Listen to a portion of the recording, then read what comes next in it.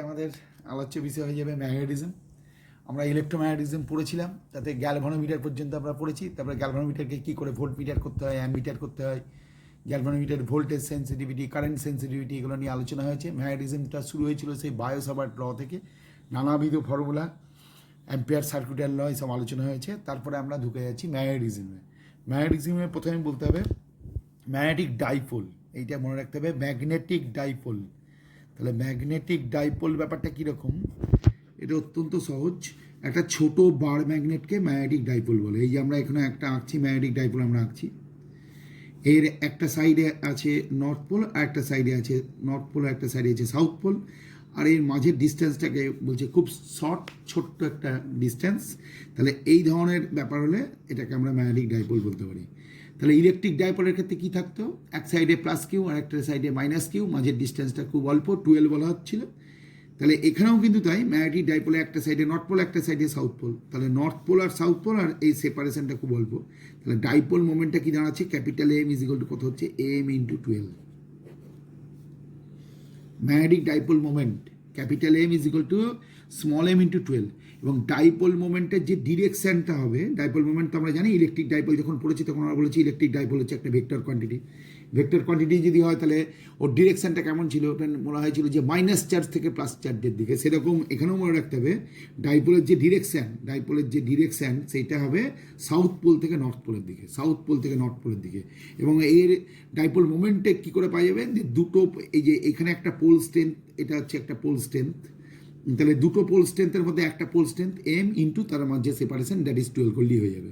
আর মনে রাখতে হবে যে এসআই মেথডে এর একটা ইউনিট আছে, সেটা হচ্ছে অ্যাম্পিয়ার মিটার স্কোয়ার। এটা আমরা যখন ম্যাগনেটিজম পড়েছি তখন আমরা নিশ্চয়ই মনে আছে যে এ না এ বলে একটা টার্ম লিখেছিলাম, নিশ্চয়ই মনে আছে, এ না এ এরকম একটা টার্ম চলে এসেছিলো। মানে বলেছিলাম যে ছোট্ট একটা কারেন্ট ক্যারিং লুপ, যদি এর মধ্যে দিয়ে কারেন্ট যায় তাহলে এর মধ্যে দিয়ে কত অ্যামাউন্টের কারেন্ট যাচ্ছে, আই অ্যামাউন্টের কারেন্ট যাচ্ছে। আর এই লুপটার এরিয়া কত, এই লুপটার এরিয়া বলেছিলাম ক্যাপিটালে, আর নাম্বার অফ টার্নস কত আছে, এন। তাহলে এই লুপটাকে আমরা ভাবতে পারি একটা ছোট্ট ম্যাগনেটিক ডাইপোল। এর একটা সারফেস হবে নর্থ পোল আর একটা সারফেস হবে সাউথ পোল। তাহলে সেইখানকার ডাইপোল মোমেন্টটা কত হবে, এন আই এ। আমরা একটু পরে এটা প্রুভও করবো। তো যাই হোক, এটা আমি এই মুহূর্তে বলে দিচ্ছি এই কারণেই, কারণ এর ইউনিটটা ঠিক করার জন্য। লক্ষ্য করে দেখো, আই এর ইউনিট হচ্ছে অ্যাম্পিয়ার, আর এ মানে এখানে এরিয়া, এই এরিয়ার ইউনিট হবে মিটার স্কোয়ার। তার জন্য এসআই ইউনিট ম্যাগনেটিক ডাইপোল মোমেন্টের এসআই ইউনিট তাহলে কত হবে, অ্যাম্পিয়ার মিটার স্কোয়ার। তাহলে বলার অপেক্ষা রাখে না, যদি আমি পোল স্ট্রেংথের কথা বলি তাহলে পোল স্ট্রেংথেরও একটা ইউনিট আছে, সেটা এসআই ইউনিটটা কী হবে, বোঝাই যাচ্ছে। পোল স্ট্রেংথ কত হবে, ক্যাপিটাল এম বাই 12, এই ফর্মুলা দিয়ে হবে। তাহলে এম হচ্ছে পোল স্ট্রেংথ, তাহলে ক্যাপিটাল এম। তাহলে ক্যাপিটাল এমের ইউনিটটা কী হবে, অ্যাম্পিয়ার মিটার স্কোয়ার। নিচে কী আছে, 12, তাহলে ampere metre square by metre, তাহলে কত দাঁড়ালো, অ্যাম্পিয়ার মিটার। তাহলে মনে রাখতে হবে পোল স্ট্রেংথের ইউনিট হবে অ্যাম্পিয়ার মিটার, আর ম্যাগনেটিক ডাইপোল মোমেন্টের ইউনিট হবে ampere metre square, ampere metre square. তারপরেই আমাদের কি পড়তে হবে, একটা ম্যাগনেটিক ডাইপোলকে আমরা, মানে ম্যাগনেটিক ডাইপোলকে আমরা কি কোথায় রাখছি, ম্যাগনেটিক ডাইপোলকে আমরা রাখবো, magnetic dipole in a uniform magnetic field, uniform magnetic field. সেখানে আমরা কি করবো, এই যে আমরা ছবিটা আঁকছি, যে এই যে কতগুলো প্যারালাল লাইন দিয়ে দিচ্ছি আমরা, এই প্যারালাল লাইনগুলো কীরকম, ইকুইডিস্টেন্স প্যারালাল। তার জন্য এটাকে আমরা কী বলবো, ম্যাগনেটিক ফিল্ড। ম্যাগনেটিক ফিল্ডের ডিরেকশান কেমন হয় বোঝাই যাচ্ছে, ম্যাগনেটিক ফিল্ডের ডিরেকশান বোঝাই যাচ্ছে। নিচের দিকে কী আছে, নর্থ পোল। মানে আমরা জানি লাইন্স অফ ফোর্সগুলো কোথা থেকে কোথায় ডিরেক্টেড হয়, নর্থ পোল থেকে সাউথ পোল। তাহলে এর নিচের দিকে ফিল্ডের নর্থ পোল আছে, আর ওপর দিকে কী আছে, এই ফিল্ডের সাউথ পোল আছে। নর্থ পোল আর সাউথ পোল বোঝাই যাচ্ছে। আর এইখানে আছে একটা ম্যাগনেটিক ডাইপোলটাকে আমরা এমনি করে রাখলাম, হলো। তাহলে ম্যাগনেটিক ডাইপোলের এটা কি ইউনিট হবে, এটা যেহেতু এটা কি পোল হবে, এটা হবে নর্থ পোল, আর এটা কি হবে, সাউথ পোল। এবার তার মানে ম্যাগনেটিক ডাইপোলকে যদি আমরা উল্টো পাল্টা করে রেখে দিই কোনো মানে ফিল্ডের মধ্যে, খানিকক্ষণ পরেই ম্যাগনেটিক ডাইপোলটা নিজেকে কীভাবে বিন্যস্ত করবে, মানে কীভাবে সাজিয়ে দেবে, যেরকমভাবে ফিল্ড আছে সেরকম। তাহলে ফিল্ডের এখানে ম্যাগনেটিক ফিল্ডকে কী দিয়ে লেখা আছে, বি দিয়ে লেখা আছে। তাহলে এবার এইটাকে আমরা করলাম কি, তাহলে এটা হচ্ছে নর্থ পোল, আর এটা হচ্ছে সাউথ পোল, স্মল লেটারে লিখে দিয়ে গেল। এবার ম্যাগনেটিক ডাইপোলটাকে আমরা কী করলাম, একটু ঘুরিয়ে দিলাম। কত ডিগ্রি অ্যাঙ্গেলে ঘোরালাম, ধরা যাক থিটা অ্যাঙ্গেলে ঘোরালাম। আর আমি ডাইপোলের ছবিটা মোটা করে না একে কেবলমাত্র ডাইপোলের অ্যাক্সিসটা বোঝানোর চেষ্টা করলাম। তাহলে এই বরাবর একটা ফোর্স থাকবে, এই ফোর্সটা কত হবে, বরাবর অপেক্ষা রাখে না, এটা হবে এমবি। কেন এমবি না, আমরা ইলেকট্রোস্ট্যাটিককে আমরা যখন পড়েছিলাম তখন এই ফিজিক্যাল কিউই পড়েছিলাম, নিশ্চয়ই মনে আছে কিউই। তার মানে একটা 1 ইউনিট পজিটিভ চার্জের উপর কতটা ফোর্স পড়লো সেটা হচ্ছে ক্যাপিটালি, তাহলে কিউ অ্যামাউন্টের চার্জের উপর কতটা ফোর্স পড়বে কিউই। সেরকম একটা 1 ইউনিট স্ট্রেংথের আইসোলেটেড নর্থ পোলের কথা যদি বলি, তাহলে কোনো একটা পয়েন্টে যদি আইসোলেটেড নর্থ পোল রেখে দিই, তাহলে যে কতটা ফোর্স এক্সপিরিয়েন্স করবে সেটা হচ্ছে বি। তাহলে এম স্ট্রেংথের পোলের জন্য কত হবে, এমবি। তাহলে এই বরাবর যদি এমবি হয় তাহলে এখানেও কী হবে, এমবি। এই দুটো এমবি কেমন বোঝাই যাচ্ছে, দুটো এমবি হচ্ছে প্যারালাল। তাহলে এই দুটো এমবির মধ্যে কী তৈরি হবে, দুটো এমবির মধ্যে কাপল তৈরি হবে। তাহলে এই অ্যাঙ্গেলটা থিটা যদি হয় তাহলে এই অ্যাঙ্গেলটা কী হবে, থিটা হবে। তাহলে এই ওই ইকুইলিব্রিয়াম কন্ডিশন থেকে সরিয়ে এনে থিটা অ্যাঙ্গেলে ঘোরানোর জন্য কতটা পরিমাণ টর্কের প্রয়োজন হবে। টর্ক মানে কি, দুটো ফোর্সের মধ্যে যে কোনো একটা ফোর্স লিখতে হবে, ইন্টু কি লিখতে হবে, পারপেন্ডিকুলার ডিস্টেন্স। তাহলে এখানকার পারপেন্ডিকুলার ডিস্টেন্সটা কত হবে, এই যে এইটা হচ্ছে পারপেন্ডিকুলার ডিস্টেন্স, মানে এইটা হচ্ছে কি, এটা সাউথ পোল আর এটা হচ্ছে নর্থ পোল। আমি যদি এখানে একটা নাম দিয়ে দিলাম ক্যাপিটাল টি, তাহলে বোঝাই যাচ্ছে sine theta is equal to আমাদের কি লিখতে হবে, perpendicular by hypotenuse, that is S T by NS. NS মানে কত, 12। তার মানে বোঝাই যাচ্ছে এস টি সমান কত হবে, এস টি মানে 12 সাইন থিটা। তাহলে এখানে পারপেন্ডিকুলার ডিস্টেন্সে করে কি লিখে দিলাম, 12 সাইন থিটা, এ লেখা গেল। তাহলে এই যে এম ইন্টু 12 ব্যাপারটা রয়েছে, আমরা একটু আগে দেখে এসেছি এম ইন্টু 12 মানে কত, ক্যাপিটাল এম। তাহলে এম ইন্টু 12 পরিবর্তে আমি এখন কি লিখবো, ক্যাপিটাল এম, তার পাশে কি লিখবো, বি, তারপর কিছু লিখবো সাইন থিটা। তাহলে এখানে যে টর্কের প্রয়োজন হলো, এই টর্কের ভ্যালুটা কি হলো, এমবি সাইন থিটা। এই যখন স্ট্যাটিক্যাল ইলেকট্রিসিটি পড়ানো হয়েছিল প্রথম, তখন ফর্মুলা ছিল পিই সাইন থিটা। এই যে পি কার পরিবর্তে লেখা হয়েছিল, এম এর পরিবর্তে, আর ই এই যে যদি আমরা ইলেকট্রোস্ট্যাটিক কথাটা চিন্তা করি তাহলে আমাদের মনে চলে আসতে পারে পিই সাইন থিটা, এরকম একটা ফর্ম ছিল। তাহলে এখানে পি সাইন থিটার পরিবর্তে এখানে কি হচ্ছে, এমবি সাইন থিটা। তার মানে এটাকে যদি আমরা ভেক্টর নোটেশনে লেখার চেষ্টা করি, তাহলে আমি এই যে একটা প্লেন দেখাচ্ছি, এই যে হলো একটা প্লেন, বেশ ভালো কথা।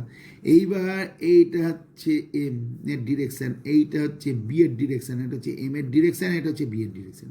এবার এম থেকে বি এর দিকে একটা রাইট হ্যান্ড স্ক্রু ঘোরানো হচ্ছে, এম থেকে বি এর দিকে যদি একটা রাইট হ্যান্ড স্ক্রু ঘোরায় তাহলে কী হবে, তাহলে কী হবে, রাইট হ্যান্ড স্ক্রুকে অ্যান্টি ক্লকওয়াইজ সেন্সে ঘোরানো হচ্ছে, তাহলে বোঝাই যাচ্ছে এই টর্কের ডিরেকশন হবে এইটা।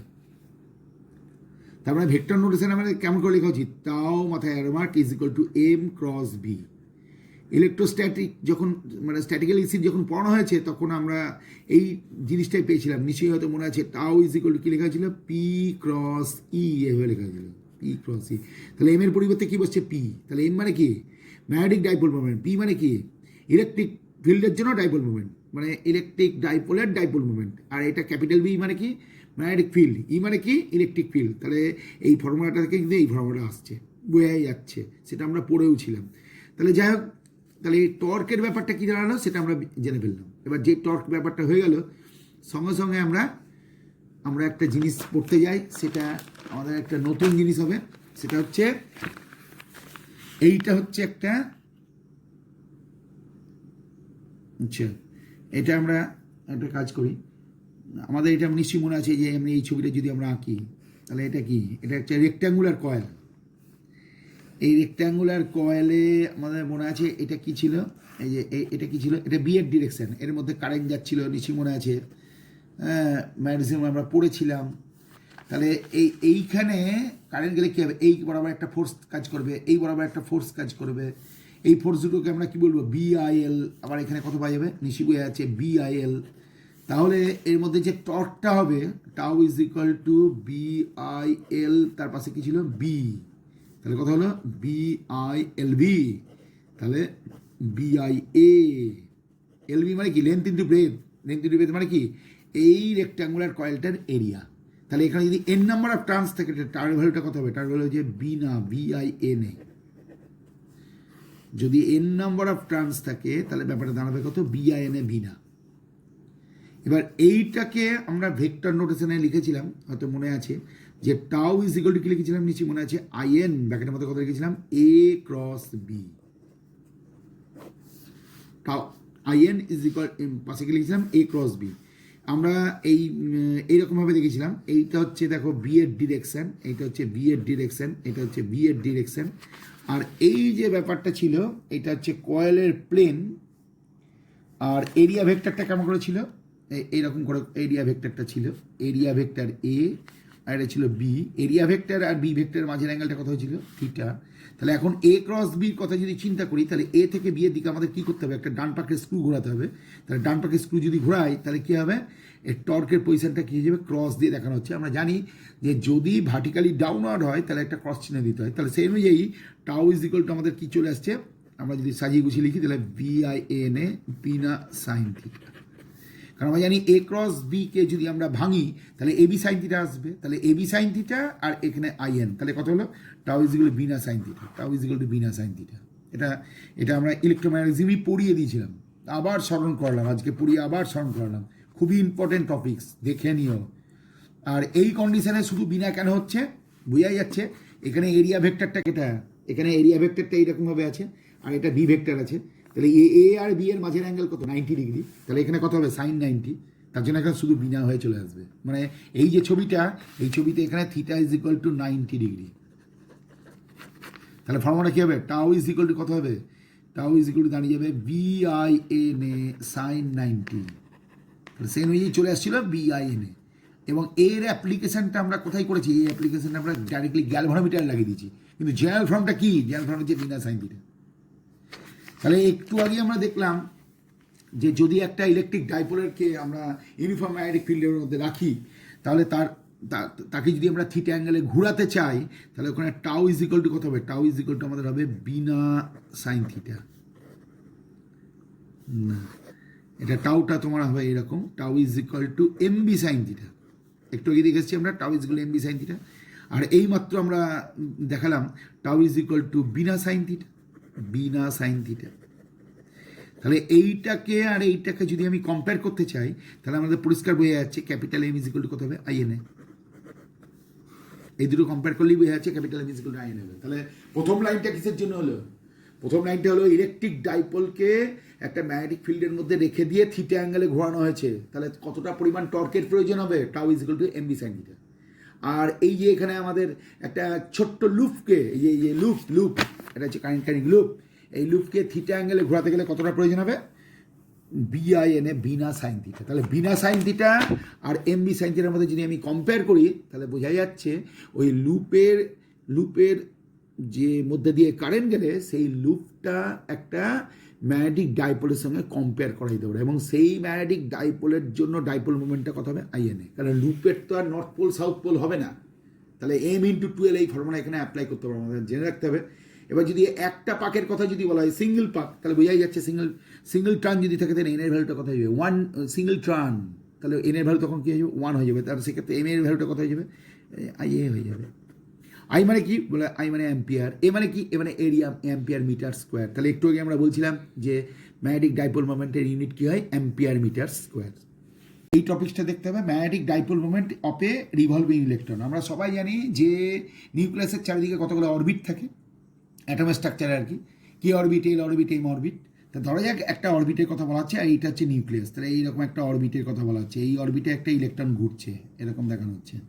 ইলেকট্রনটা কোন দিকে ঘুরছে, ধরা যাক অ্যান্টি ক্লকওয়াইজ সেন্সে ঘুরছে, তাহলে ইলেকট্রনটা ঘুরছে অ্যান্টি ক্লকওয়াইজ সেন্সে।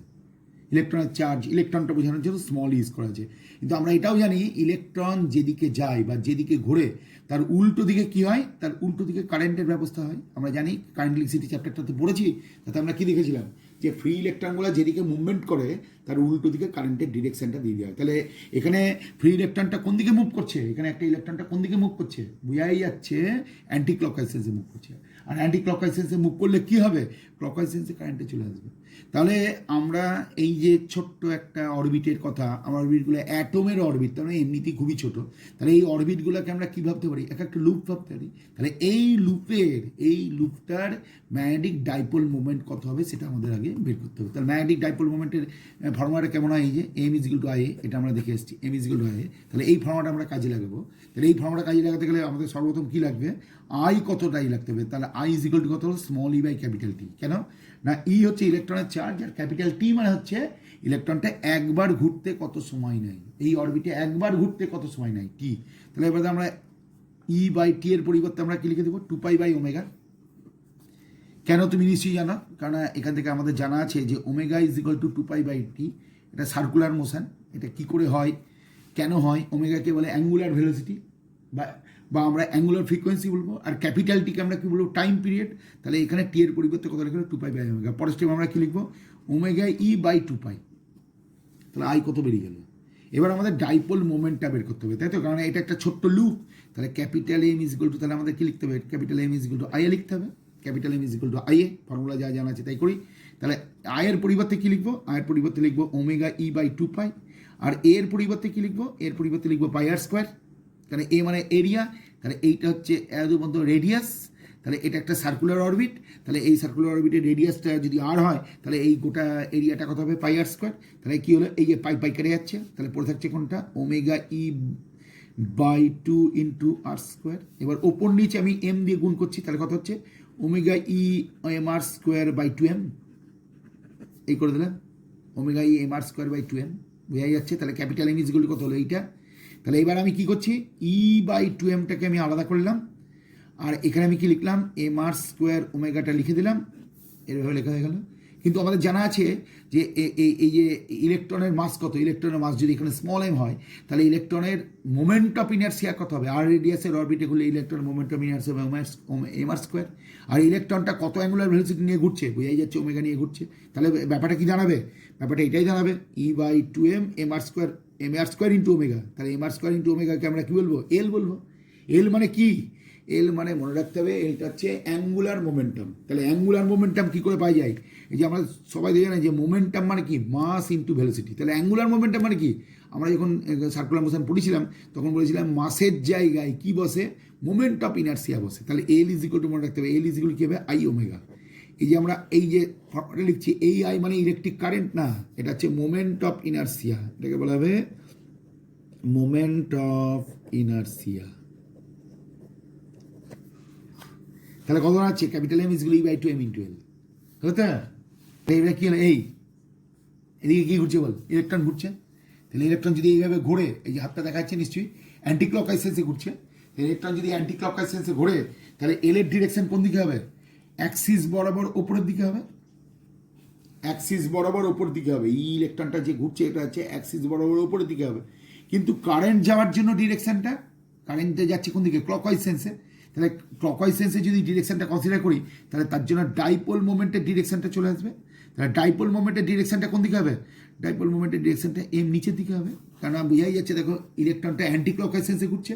তাহলে ইলেকট্রন অ্যাজ এ পার্টিকেল যদি অ্যান্টি ক্লকওয়াইজ সেন্সে ঘুরে, তাহলে এখানে মানে আমাদের অ্যাঙ্গুলার মোমেন্টামের এল এর ডিরেকশনটা হবে আপওয়ার্ড, আর মানে ম্যাগনেটিক ডাইপোল মোমেন্টের ডিরেকশনটা কত হবে, ক্যাপিটাল এম, এটা হচ্ছে ডাউনওয়ার্ড। তাহলে ক্যাপিটাল এম ইজগুলো e by 2m into L. কিন্তু এম আর এল এর ডিরেকশনটা যদি আমি কনসিডার করি, তাহলে পরিষ্কার বোঝা যাচ্ছে capital M minus E by 2m into capital L. Minus চিহ্নটা কেন দিলাম নিশ্চয়ই জানো, যে অপোজিট ভেক্টর বোঝানোর জন্য মাইনাস চিহ্নটা অ্যারাইজ করে। তাহলে ক্যাপিটাল এম ইজগুলো minus E by 2m into capital L. মানে কি, এল মানে হচ্ছে অ্যাঙ্গুলার মোমেন্টাম, এর ডিরেকশন কোন দিকে, উপরের দিকে। আর ক্যাপিটাল এম এর ডিরেকশন কোন দিকে, নিচের দিকে প্রথম। তাহলে বোঝাই গেল যে ইলেকট্রনটা যদি ঘোরে, তাহলে তার ইলেকট্রনটা কোথায় ঘুরছে, অরবিটে ঘুরছে। তাহলে অরবিট কি বলে, অরবিট একটা ছোট্ট লুপ। এই লুপটাকে ক্যান বি রিগার্ডেড অ্যাজ কি, ম্যাগনেটিক ডাইপোল। ম্যাগনেটিক ডাইপোলের কি হয়, ডাইপোল মোমেন্ট হয়। সেই ডাইপোল মোমেন্টের ভ্যালুটা কত হয়, e by 2m into capital M. E মানে কি ইলেকট্রনের চার্জ, এম মানে কি ইলেকট্রনের মাস, আর ক্যাপিটাল এল মানে কি, ক্যাপিটাল এল মানে আমাদের বলা হবে যে মানে ডাইপোল মোমেন্ট। তাহলে এটা হচ্ছে ডাইপোল মোমেন্ট। ক্যাপিটাল হচ্ছে ডাইপোল মোমেন্ট, আর এটা হচ্ছে অ্যাঙ্গুলার মোমেন্টাম। ক্যাপিটাল হচ্ছে অ্যাঙ্গুলার মোমেন্টাম। তাহলে রিলেশনটা দাঁড়ালো এইটা। এটা আমাদের মাথায় থাকলো তো। এবার এই লাইনটা থেকে আমরা একটা কি নিয়ে আসছি দেখো, এলকে কি বলা হবে, এই যে এই লাইনটা থেকে আমরা একটা এখানে আসছি দেখো, এল মানে কি, এল মানে হচ্ছে অ্যাঙ্গুলার মোমেন্টাম। এল মানে কত, অ্যাঙ্গুলার মোমেন্টাম। আমরা বোর্স থিওরি পড়েছি, কেমিস্ট্রিতে পড়েছো তো, 11 ক্লাসে কেমিস্ট্রিতে, এখন ফিজিক্সে আমি এখনো পর্যন্ত পড়াতেই পারিনি। তাহলে capital L is equal to কত হবে, মনে রাখতে নিশ্চয়ই জানো, NH বাই 2 পাই। এই যে এই লাইনটা লিখলাম মনে আছে, MVR ইজ ইকুয়াল টু কত লেখা হচ্ছে, NH বাই 2 পাই। বলো এম মানে কি, এম মানে ইলেকট্রনের মাস, ভি মানে কি, ভি মানে ইলেকট্রনের ভেলোসিটি, আর মানে কি, আর মানে হচ্ছে যে রেডিয়াসের অরবিটে ঘুরছে সেটা, তাহলে এমভিআর বলাও যায়, এল বলাও তাই। তাহলে এমভিআর ইজগুলো NH/2π। এমভিআর আর এল এক কি 11 ক্লাসের মেকানিক্স পড়ে ফেলেছো, তাহলে ওখান থেকেই বুঝতে পারবা যে এল এর ব্যাপারটা কী করে আসছে। তা যাই হোক, এল ইজগুলো NH/2π, আর এটাকে সংক্ষেপে লিখলে কী দেওয়া আছে, NH লিখে মাথাটা কেটে দেওয়া হলো। এটাকে কী বলে? বলে মাথা কাটা এইচ, কিন্তু মাথা কাটা এইচ তো বললে চলবে না, বলতে হবে এইচ লাইন। এইচকে কী বলে? এইচ হচ্ছে প্লাঙ্কস কনস্ট্যান্ট, তাহলে H/2πকে NH লাইন বলে। তাহলে আমি যদি capital M is equal to M, তাহলে কত পাবো? E/2m। আর এল এর পরিবর্তে আমি কত লিখবো? এল এর পরিবর্তে আমি লিখে দেবো NH, মাথাটা কেটে দেওয়া হলো। তাহলে ব্যাপারটা কী আছে দেখো, এন যেমন আছে তাই থাক, তারপরে কী হলো, EH লাইন নিচে কত থাকছে? 2m। তাহলে ব্র্যাকেটের মধ্যে আমাদের এইটা রেখে দিলাম, বুঝতে পারছো? EH লাইন, ই মানে কি? ইলেকট্রনের চার্জ। এর একটা ভ্যালু আছে কত? 1.6 × 10⁻⁻19 কুলম। এই যে একটা ভ্যালু আছে 6.6 × 10⁻34। হ্যাঁ, এম এর একটা ভ্যালু আছে, এটা হচ্ছে 9.1 × 10⁻31 কেজি। তাহলে যাই হোক, এটা একটা কনস্ট্যান্ট। তা তুমি বুঝতে পারছো, এন মানে কি? Principal quantum number. যদি এটা কে অরবিটের ঘুরে তাহলে এন এর ভ্যালু হবে 1, যদি এল অরবিটে ঘুরে তাহলে এন এর ভ্যালু হবে 2, যদি এটা এম অরবিটে ঘুরে তাহলে এন এর ভ্যালু হবে 3। তাহলে বোঝাই যাচ্ছে ক্যাপিটাল এমটা মানে যে অরবিটে ঘুরবে, ক্যাপিটাল এমটা বার করতে গেলে প্রথম কথা কত নম্বর অরবিটে ঘুরছে সেইটা আগে বসাতে হবে, তারপর একটা কনস্ট্যান্ট ভ্যালু বসাতে হবে। এই কনস্ট্যান্ট ভ্যালুটাকে কি বলে মনে রাখতে হবে? এই কনস্ট্যান্ট ভ্যালুকে বলা হয় মিউ ভি। যেমন তোমার একটা এক্সাম্পল দিই, আচ্ছা মিউ ভি, এই মিউ ভির নাম কি? এই মিউ ভির একটা নাম আছে, একে বলে বোর ম্যাগনেটন। কি বলা হয়? বোর ম্যাগনেটন, এর একটা নাম আছে। মিউ ভিকে আমরা কি দিয়ে লিখছি? এই যে লিখছি Bohr, BOR, Bohr magneton, MAGNETON। এই যেমন তোমার একটা এক্সাম, অ্যাকচুয়ালি কী বলতো, এই বোর ম্যাগনেটন হচ্ছে একটা ইউনিট। কিসের ইউনিট? এটা হচ্ছে ম্যাগনেটিক ডাইপোল মোমেন্টের ইউনিট। কিসের ইউনিট? Atomic unit. তাহলে এটা কী হবে? It is the unit of magnetic dipole moment. Magnetic dipole moment. কিন্তু এই ম্যাগনেটিক ডাইপোল মোমেন্টের এই ইউনিটটা আমরা কখন আলোচনা করতে পারবো? যখন আমরা অ্যাটম নিয়ে কথা বলবো। তার জন্য আমি ব্র্যাকেটে লিখে রাখলাম অ্যাটমিক ইউনিট। এটা একটা ইউনিট কেন? দেখো, এটা ইউনিট কেন? যেমন ধরো 5 কেজি একটা মাস, বা 3 কেজি, 5 কেজি মাস, 3 কেজি মাস। তাহলে 5 কেজি মাস মানে তুমি কী ভাববে? 5 × 1 কেজি। 3 কেজি মাস মানে কী ভাববে? 3 × 1 কেজি। 4 কেজি মাস মানে তুমি কী ভাববে? 4 × 1 কেজি। তাহলে 1 কেজিটা তোমার কনস্ট্যান্ট থাকছে, তাহলে 1 কেজি হচ্ছে ইউনিট। আর তার আগে তোমার কতগুলো ডিজিট বসছে, যেমন 3 নম্বর অরবিটে করলে 3 মিউভি, 4 নম্বর অরবিটে করলে 4 মিউভি। তাহলে মিউভিকে কী বলা হবে? মিউভিকে বলা হবে বোর ম্যাগনেটন। তাহলে বোর ম্যাগনেটনের কি বলে? It is the atomic unit of magnetic dipole moment. It is the atomic unit of, বলার অপেক্ষা রাখে না, এটা অতি অবশ্যই এসআই ইউনিট। মনে রাখতে হবে এটা এসআই ইউনিট। আর এইখানে একটা কথা মনে রাখতে হবে, ম্যাগনেটিক ডাইপোল মোমেন্ট। তাহলে তুমি একটা 1 মিউভিটা কী হলো? তাহলে 1 মিউভি ইজ ইকুয়াল টু, তাহলে আমি কী লিখবো? 1 মিউভি মানে তো আমি এটাই লিখবো EH এইরকম 2m, তাই তো? এর ভ্যালুগুলো যদি আমি বসাতে শুরু করি, তাহলে প্রথম ভ্যালুটা বুঝতেই পারছো 1.6 × 10⁻⁻19। আর এইচের ভ্যালু, এটা এইচ লাইন, এটার ভ্যালু হচ্ছে 1.05 × 10⁻⁻34। আর 2 যেমন আছে তাই থাক। এম এর একটা ভ্যালু হচ্ছে, এটা হচ্ছে তোমার 9.1 × 10⁻34। এইটা তুমি যদি প্রপার ক্যালকুলেশন করো তাহলে এখানে তোমার চলে আসবে 9.23। কত আসবে? 9.23 × 10⁻⁻, কত দাঁড়াবে? -24। বুঝতে পারছি কী দাঁড়ালো? EH লাইন, এইচের ভ্যালুটা এমনি কত? এইচের ভ্যালুটা নিশ্চয়ই জানো। এইচগুলো কত লেখা হয় বলো? 6.6 × 10⁻34 কি লেখা হয়? Joule second.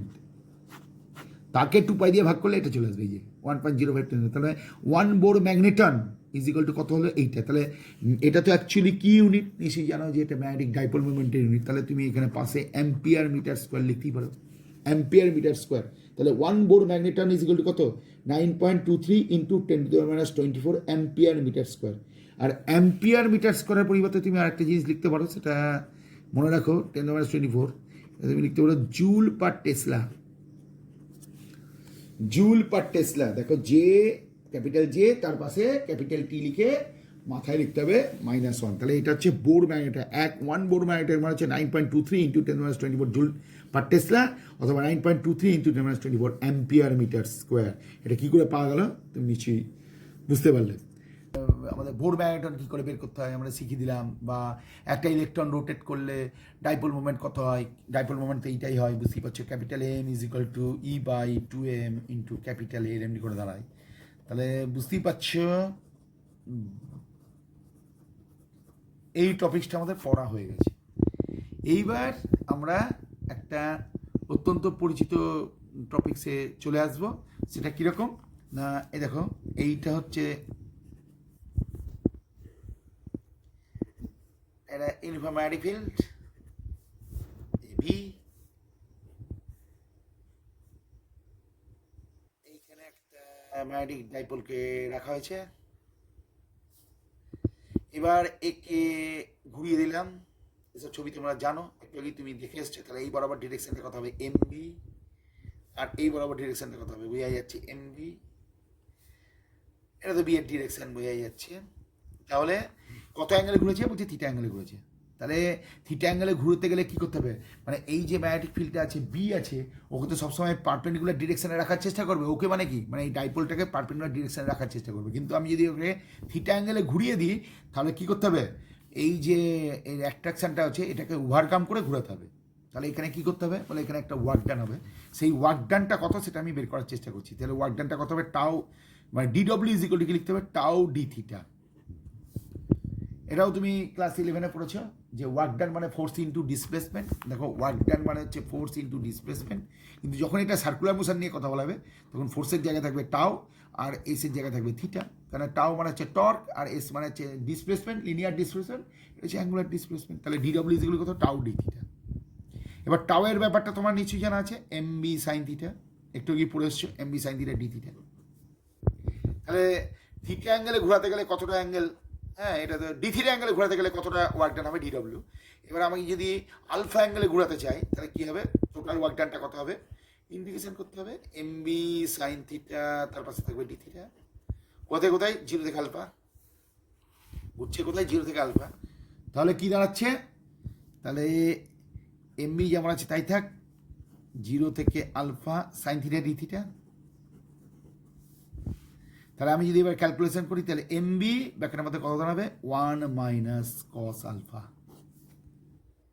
এটাই তুমি মানে ইয়েতে পড়েছিলে, স্ট্যাটিস্টিক্সে পড়েছিলে, তখন তুমি কি লিখেছিলে, ডব্লিউ ইজ ইকুয়াল টু কি লিখেছিলে, পিই ব্যাকেটের মধ্যে কত লিখেছিলে, ডব্লিউ ইজ ইকুয়াল টু লিখেছিলে পিই ব্যাকেটের মধ্যে কত লিখেছিলে, 1 মাইনাস কস আলফা বা থিটা লিখেছিলে।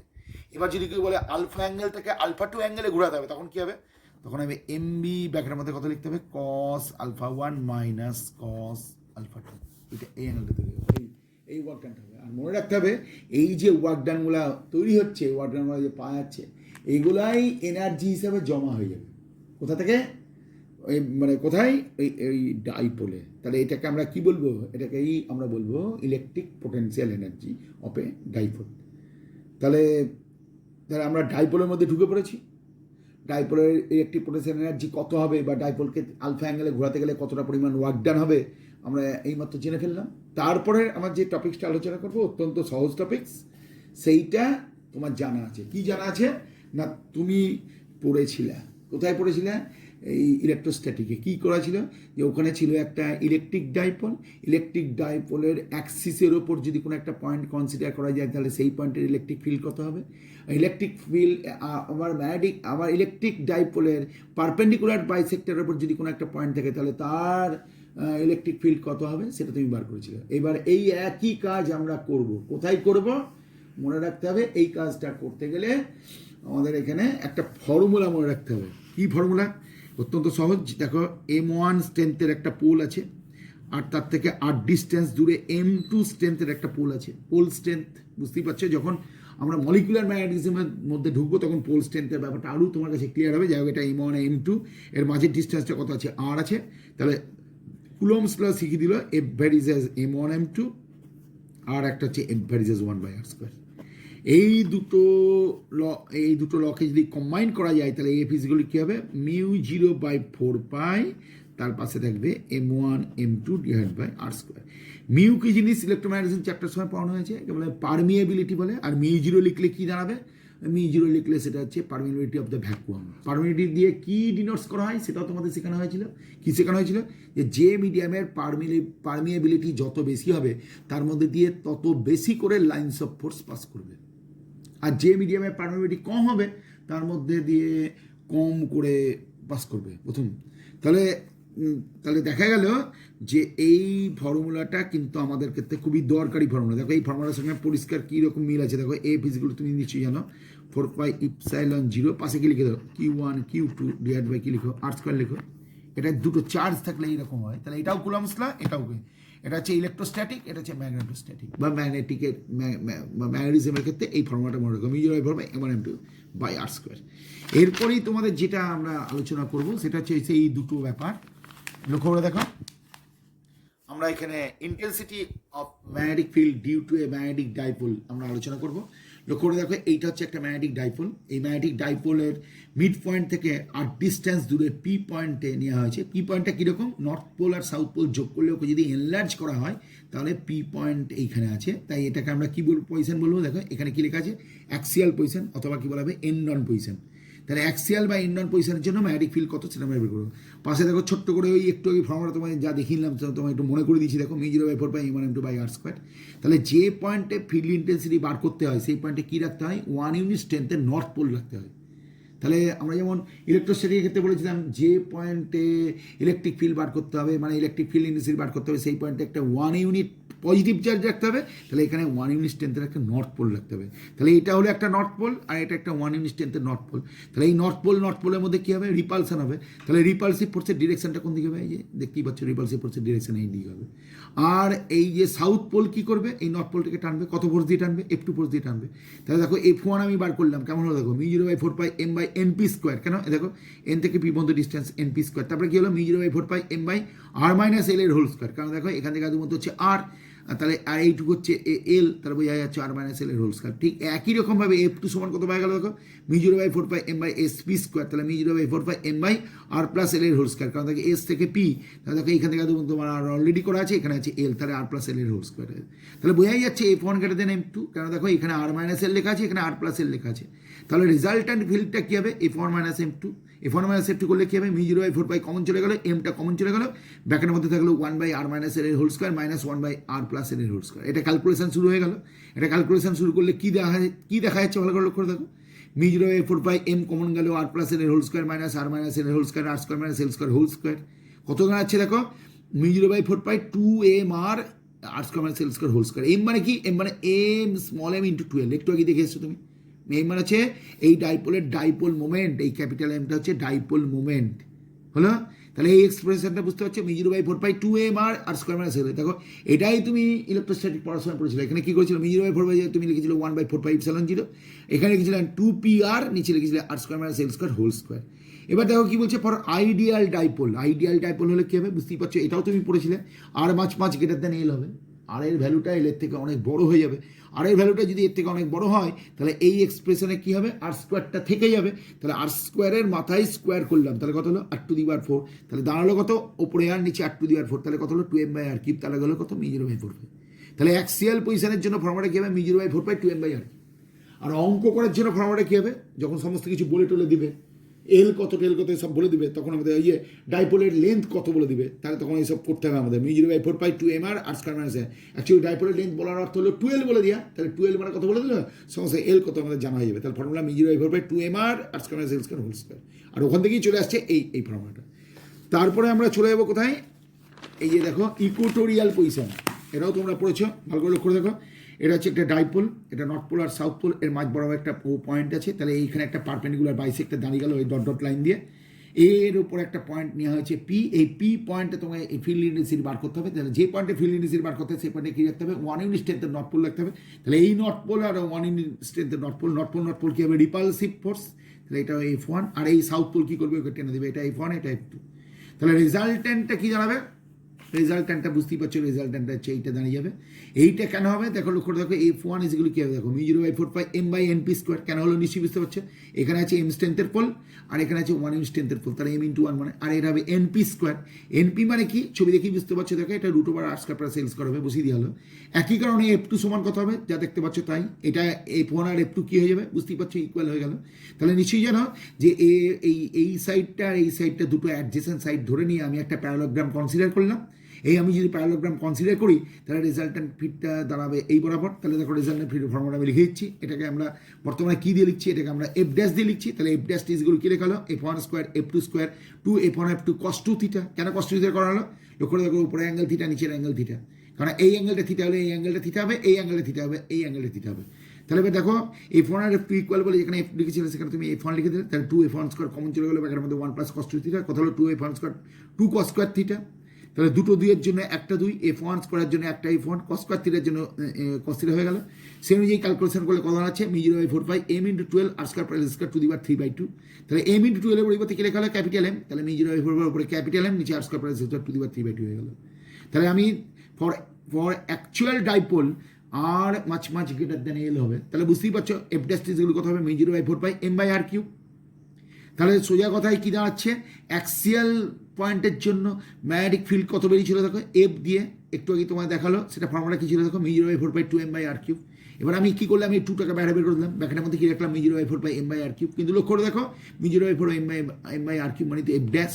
তার মানে বোঝা গেল ইকুয়েটোরিয়াল পজিশনের যা ম্যাগনেটিক ফিল্ড হবে একটা ডাইপোলের জন্য তাকে 2 দিয়ে গুণ করলে অ্যাক্সিয়াল পয়েন্টটা পাওয়া যাবে। তাহলে অ্যাক্সিয়াল পয়েন্টের magnetic field is equal to 2 into equatorial পয়েন্টের magnetic field of A magnetic dipole.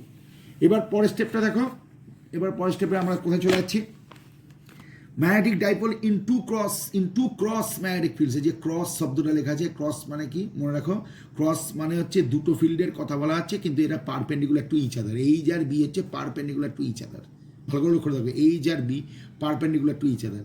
তাহলে এইখানে কি আছে, এখানে একটা ফিল্ড এইচ, এখানে একটা ফিল্ড হচ্ছে বি। তাহলে এইটা হচ্ছে আমাদের এই ফিল্ডের আন্ডারে একটা ম্যাগনেটিক ডাইপোল এসছে। ম্যাগনেটিক ডাইপোলটা কী করেছে, অ্যাঙ্গেলটা ঘুরেছে, কত অ্যাঙ্গেল ঘুরেছে, থিটা অ্যাঙ্গেল ঘুরেছে। তাহলে এই পয়েন্টে ফোর্স কত হবে, এমএইচ। আবার এই পয়েন্টের এই বরাবর ফোর্স কত হবে, এমবি। কেন এরকম উপরে ফোর্সে থাকছে দেখো, এই বরাবর একটা ফিল্ড আছে, তাহলে এটা এইচ যদি হয় তাহলে এটা হবে এমএইচ, কারণ তোমার জানা আছে যে F = QE ফর্মুলাটা কিউয়ের পরিবর্তে এম আর এর পরিবর্তে এইচ লিখতে হয়, ঠিক একই কারণে এটা হবে এমবি, এটা হবে এমবি। তাহলে এমএইচ আর এমবির মাঝে দেখতে পাচ্ছ নিশ্চয়ই এই অ্যাঙ্গেলটা কত, 90 ডিগ্রি।